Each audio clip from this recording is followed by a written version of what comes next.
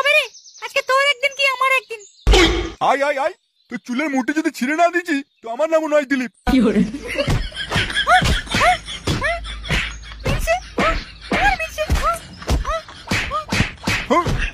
মাঝখানটা মেরেই ফেলবো।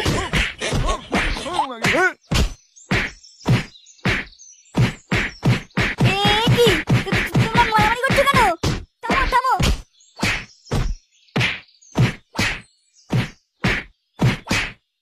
তোমরা মারামারি